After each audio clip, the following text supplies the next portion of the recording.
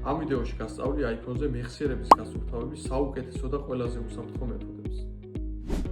პირველ რიგში ნახე რა API რამდენი გიგაბაიტს იკავებს, რომ შესაბამისად დაიწყო გასუფთავება.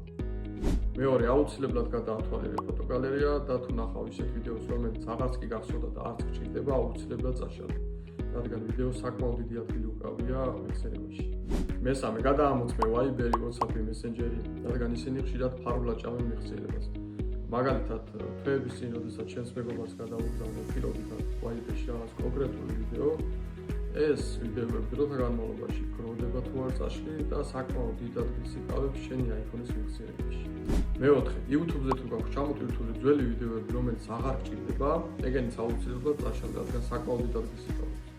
მეხუთე, შედი Safari-ში და წაშალე ბრაუზერის ქეში. მეექვსე, APP-ის ქეშის გაწმენდა. iOS-ი ესე პირდაპირ APP-ის ქეშის გაწმენდის საშუალებას არ გვაძლევს, მაგრამ ამის გაკეთება შეგვიძლია ეს.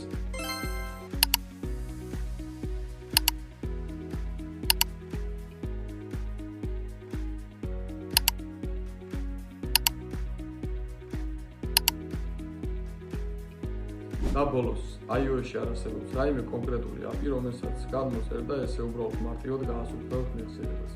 ამიტომ არ გადმოსერო ისეთი APP, რომელსაც გავსი სახის ანოტაცია აქვს. ამით შენი iPhone-ის მეხსიერებას კიდევ უფრო დაფუძნავ.